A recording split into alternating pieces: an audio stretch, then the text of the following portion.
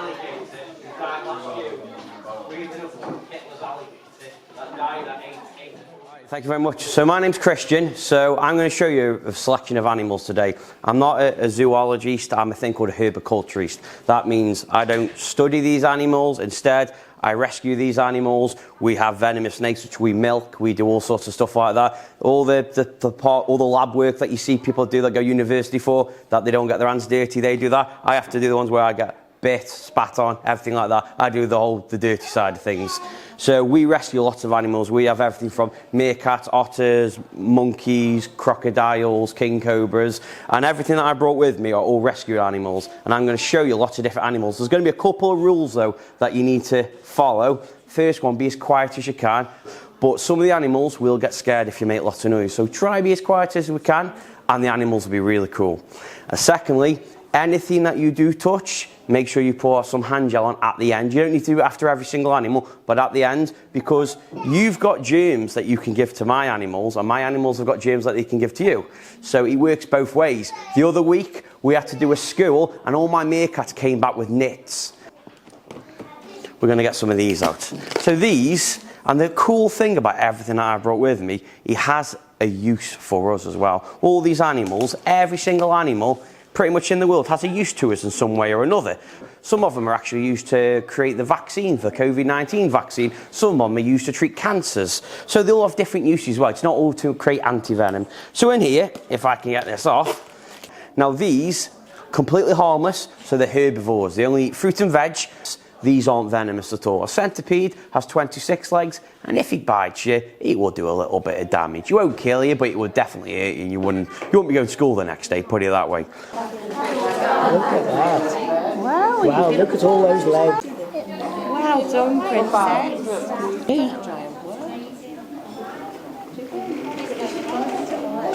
And these will live around about 20 years as well, these will. How does he feel? So she's a cool-haired tarantula. As long as we're calm with him and we're not doing anything silly, they will be calm back, they will. Now if she was a boy, she would live up to about 6 years and then she would die. Because she's a girl, she can live up to about 35 years. So she'll live a lot longer because she's a girl. These, their skin is an exoskeleton, which means it's a bit like an egg. It looks quite tough here, but if we were to drop it from a very short distance, it would almost shatter like an egg because it's not as strong in that way. So I'm going to place it on your hands, right? And all it's going to do is just sit there. As long as we're calm, they will always be calm. Is he nice and fairy? Wow. You ready? So you're not going to touch this. So this is a Java forest scorpion, right? It's got 2 big pincers and it's got a small sting. That means it's not very venomous. However, if it had 2 little pincers and a really big sting, it would be very venomous. Is a boy chameleon. Now, she can't change this colour and he can't change that colour. They just can't. I can put her right next on a black top and nothing will happen. If she gets too cold, she will go a slightly darker colour, but that's no different. If you guys are out somewhere and it was really cold, you might even say like you're turning a bit blue. It's the way in which your blood's working in your body. So they can't change colour at all. Boys are very colourful to attract girls. Now this is probably the biggest pest after things like mosquitoes, I guess, in the world. This is a cane toad, okay? And I really like these. I think they're really cool. But most of the world doesn't like them because they tend to cause a lot of problems, and they've wiped out many animals because they're very good at surviving. So this is a baby cane toad. These toxic glands on the back are filled with poison, and if I was to lick him, which I'm not going to, if I was, then I could be very ill. I could possibly die, or I could have 2 days and I'd feel like it's really cool. But I don't get to choose what happens. That's not how it works. And we can tell the difference in frogs and toads between boys and girls. One, girls are always bigger, but boys, their thumb, it's called a nuptial pad. It's a really big circle on the end of their thumb, and it's to help them to stick. So this one is this is a girl anyway, this is, but it's puffing itself up now, saying leave me alone. So they even eat, in Australia, they eat little wombats. They're a type of marsupial, so they eat them as well, little babies. So they're a real problem for lots of places. Cane toads and giant African land snails, which some of you might have them as pets, or your schools might have, lots of places have them as pets anyway. They're banned in almost every country. We're one of the few countries that are allowed to have them. And giant African land snails are completely banned in America because they're considered very, very dangerous. So you can buy loads of other things in America. Can't buy a snail though. Yes, right. So normally when I go into schools and other places, I get told turtle. It's not a turtle. So this is a tortoise. These little shells here, these little scales, they're called scutes, and these should be smooth like this. If they come up and lumpy, it's called pyramiding. And tortoises do not drink. What they do, their bum, this little tail here, it's called a cloaca, like I said before. It's a straw. And tortoises in the wild sit in puddles, and they absorb all the water through their bum, and that's where they get it. If they eat food which is high in water, like lettuce, cucumber, watercress, strawberries, all that sort of stuff, all these start causing pyramids and lumps on their shell, and they get to a peak, and that peak falls in, and their shells break open, and they die. So tortoises, with a couple of exceptions like red-footed tortoises, which are meat-eating tortoises, but let's forget about those ones. Almost every other type of tortoise, they need to be fed on dried grasses and weeds. Dandelions, dock leaves, plantain, by plantain, the big long grass, not the huge bananas type thing.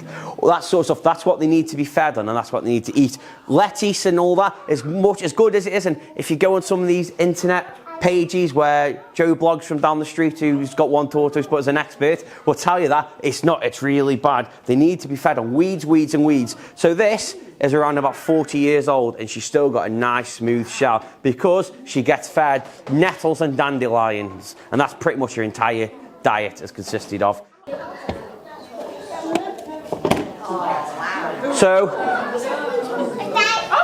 So this is a blue tongue skink, and these come from Australia, Indonesia. They've got a bright. Does anyone know why they have a bright blue tongue? Blue is normally a sign of danger or like poison. So it puts its tongue on, it swells its tongue up and opens its mouth to try and warn animals off. Well done.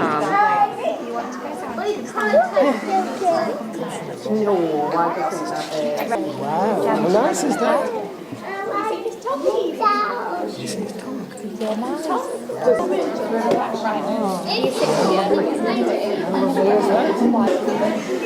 If anyone wants to have a stroke, just... So this is a bearded lizard, and these came to us from a laboratory where they were using them for years, and they helped to create a treatment for cancer from these, so they don't need them anymore once they created it. And these are very, very venomous. They're one of the most venomous lizards in the world. If this was to bite you, it won't kill you. However, most people that get bitten tend to kill themselves because it's the most painful pain in the world. So if you want me fancy, its proper name is Heloderma hirridium, which basically means horrible monster. Which is a bit harsh, I don't think right? So watch this, right? Its glands are here and here. And when it bites, it will not let go, and it will bite and keep chewing and pumping as much venom into you.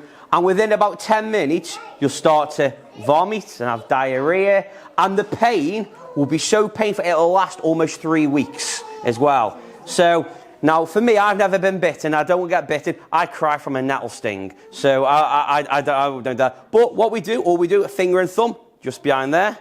And then we do it very lightly. And then all we do, a bit like a snake, and then all we do, we can lift it up like that. I'll move. He's very, very strong. And then we can pick him up and hold him like this. And then, but watch, his tongue's flicking out. He's not going to run and jump off. They're very slow. But because they're very slow, most people get bit because they're being silly around them, and they don't realise that when they want to bite, they're very quick when they want to bite. There's 5 different species of these. The smallest one is a thing called a Gila monster, which are only about that sort of size. And these are terrifying, not because of what they can do, but they sleep on their backs. So every day we go in every morning to give them water and check they're okay. They're always on the back and they sleep like they've just died. So it's terrifying now. Every morning we think they've all died and they're not. They're just fast asleep snoring. But they only breathe about once every 6 minutes. So you can't even just watch out like they breathe, because if you blink, you missed them and you think they're dead. This snake got given to us because he bit a lady multiple times in the face. Now, before you get worried, the snake isn't going to do anything to you. The reason why, this snake, its enclosure that it lives in, is its enclosure. It's no one else's. Just like your house is your home. If someone walked into your house and you don't know who they are, you're probably not going to offer to make them a cup of tea, are you? No. Your dad's going to chase after them with a rolling pin. Right. So, she decided, for Instagram, she wanted, for some reason, to kiss her snake when it was sat nice in its enclosure. And the only thing that goes inside as a snake's house is the food that you give it. When you put your face or your arm inside of that enclosure, that snake will bite, because its first response is food. Just like if I walk in with a McDonald's bag, you're going to think there's a Big Mac in there. Might be nothing in there. And that's the same with snakes. As long as we understand how a snake's brain works, a snake will not do anything. And just to prove to you, this snake, this is its box. If I put my hand in the box, it bites me. Watch this though. As soon as I pull the head out of the box, I can pull this entire snake out of there. Snake won't do anything at all. Completely harmless. Snakes, you can't train a snake, but you can understand, see, won't do anything. You can understand how a snake works. And when you understand how a snake works, they aren't dangerous and scary little things. This is famous last word when he bites me in the face. But as long as you understand that, you'll be absolutely fine. So this is an Australian olive python. These are very rare animals, these are. But someone had it. It bit them, they got scared of it because they didn't know what they were doing. And unfortunately, most snakes that come to us as rescues come to us because people do silly things around them, and they get bitten, and then they get scared of the animal. And snakes aren't to be feared. A snake doesn't want to attack you, it wants to be left alone. And if we don't leave a snake alone and we do hold it, as long as we're calm around a snake, it won't do anything. Because if we pretend we're a tree, the snake won't bite a tree. It's not too keen on you being a tree. First you.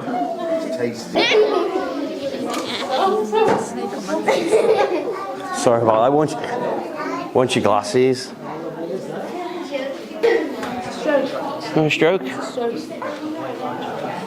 Was that it? That's a stroke, mate, then? Animals get their common names from all different reasons. So sometimes we have in this country, we have a common toad called a common toad, but its proper name is buffo, because Australia, France, Sweden, they've all got their own common toad. So we have to have a proper name. Now this is called a royal python, Python regius. That's his proper name, but royal python, because Queen Cleopatra used to wear these.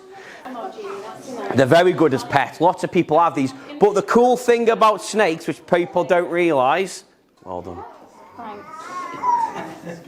The thing that people don't realise is if we turn a snake upside down, every single snake in the world has 2 legs. By its cloaca, leg 1 there and leg 2 there. Every single snake. They haven't finished evolving, so they all have 2 legs. Right here. And I'll show you with some of the bigger snakes, but all snakes have 2 legs. Every single snake in the entire world. They have 2 legs. King cobras, taipans, Burmese pythons, they've all got 2 legs. So that one's got 2 legs as well. So this is a royal python. Completely harmless. They're not going to do anything. And as snakes aren't aggressive, they're defensive. As long as we're calm with the snake, it won't do anything. Now this is a slightly venomous snake, okay? While you are, you're going to be absolutely fine. Because I'm going to show you something about these. So this is called a Blandingi's tree snake. And although it's venomous, hasn't got enough venom to kill you or do anything like that. It's only slightly venomous. So instead of having its teeth at the front of its mouth, like most of the snakes I work with, it's got its teeth at the back of its mouth. It's called an Herpetoculturist. And it's very, very cool, but I'm going to show you, snakes are not aggressive. So this snake, I know it might look like it is, it's got its mouth open. So this animal, right, if you got, yeah, that's right. Right, watch. This snake's got its mouth open. So it's got its mouth open and it's gaping. That's saying, please leave me alone. Now, it's puffing itself up now to say, please leave me alone because I'm getting angry. It's now going into an S shape. And it's showing, and it's displaying itself to say, leave me alone, I will hurt you. And that's only doing that because it's scared. It's not rushing at you. Now, if my hoot wasn't here, it would try and shoot off in another way. And the only reason it's doing that, again, it's not trying to chase after us. Snakes don't do that. A lot of the internet says things like black mambas chase people. They don't do that. I've got plenty of black mambas. They don't do that. They look at you, you throw food in, and they just sort of look at the food until you're gone. They don't do that. But as soon as I move my hand, it'll go up, its hand will move up again. And as soon as, if I don't leave it alone, its strikes will get a lot more precise every single time. So there you go. It's a floppy strike. But that's because it's just a warning strike. And now, if I show you this now.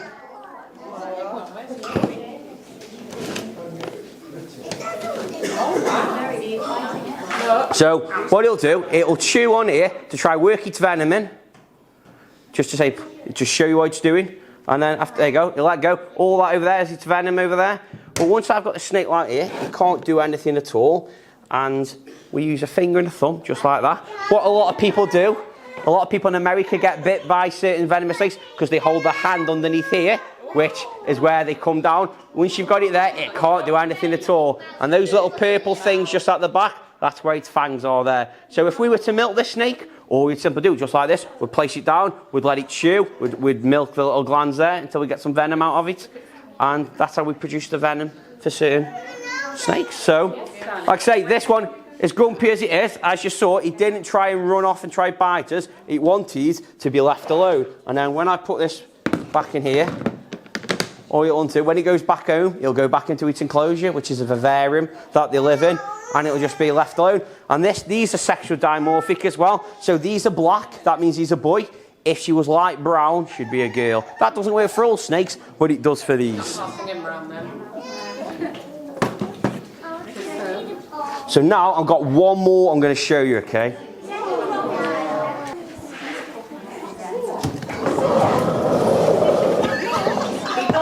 You'll be alright.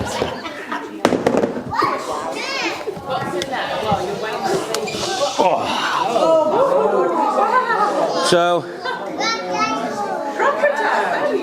So this is Colin. Colin's a girl. Like I say, don't ask me. I don't understand why it's called that. I just show the animals. I don't name them. So Colin is a spectacled Caiman crocodile. She's 14 years old. If you look, some of her teeth are a bit crooked. That's because the zoo that had her were a little bit scared to ever really get her out. So she never had many health checks. So some of her teeth are a bit ski-whiff. However, when she loses a tooth, another one will grow straight underneath it anyway, and so it will be a little bit better. So they do regularly lose her teeth anyway. So this is as big as she will get because she's a Caiman crocodile, so she's a dwarf species. Got a nice big long tail here. If she wanted to slap it and whip it, she can do. But although she's got this taped up, if you notice, she's not making any roars and she's not twisting around. Her arms aren't, she's not trying to scratch and run away. She's actually very friendly and very content where she is. We just have to have this on. And some people do say, oh, it's cruel, how can she breathe? As I said before, she breathes through her nostrils there. Doesn't breathe through her mouth whatsoever. The only time she breathes through her mouth is when she's eating food and it's a big item. She has a thing called a Jacobson organ at the very back, which she uses to be able to breathe. Other than that, she uses her nostrils to breathe. And with any form of crocodilian, if we need them to calm down very quickly, if we rub them just here, it instantly calms them down a little bit like that. And they like that. It's a bit like tickling the dog behind the ear. So she's quite fat. She eats a mixture of things. She eats fish. She eats chopped up bits of rabbit. I know that not like pet rabbits. She eats rats, mice, quail. Sometimes we get people from the council that do pest control bring us in a bag of pigeons that, you know, whatever comes our way, she gets really. But she's very, very cool. If you would like to give her a stroke, you can do. She's, you know, this might be your only chance to do this, really.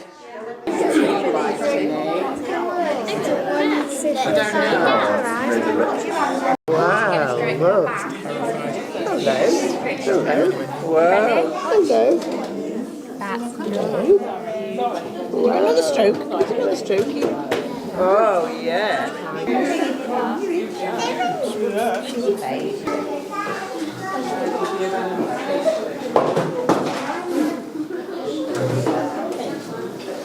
Thank you.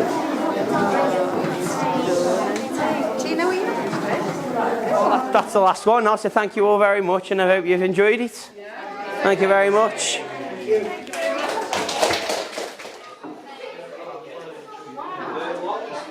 Crocodile was an alligator who died last year.